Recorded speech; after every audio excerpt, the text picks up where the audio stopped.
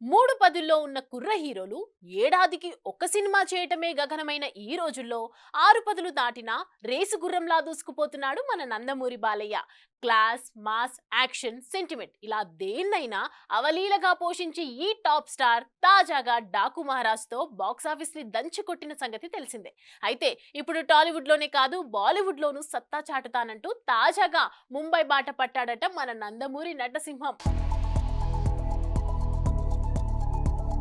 డాకు మహారాజ్ అంటూ పొంగల్ బరిలోకి దిగి కింగ్ ఆఫ్ సంక్రాంతిగా నిలిచిన బాలయ్య ఇప్పుడు తన సినిమాని తెలుగు ఆడియన్స్ కే కాకుండా హిందీ ఆడియన్స్ ముందు కూడా తీసుకొచ్చాడు. ఈ క్రమంలో డాకు మహారాజ్ హిందీ వర్షన్ ని ఈ శుక్రవారం రిలీజ్ చేయగా అక్కడ కూడా అద్దర కొడుతున్నట్టు తెలుస్తోంది. సాధారణంగా బాలకృష్ణ సినిమాలు హిందీలో, అది కూడా సినిమా రిలీజ్ అయిన 2 వారాలకే డబ్బింగ్ వర్షన్ హిందీ రిలీజ్ అవ్వటం చాలా అరుదు.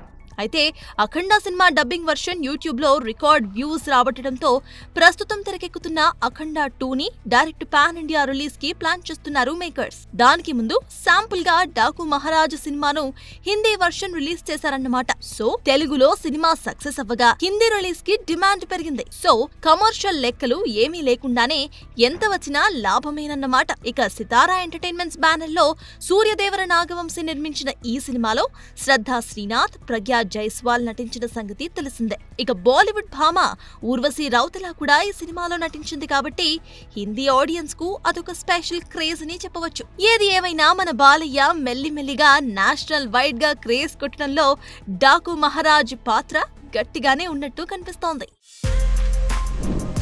For more videos like this, subscribe Big TV channel.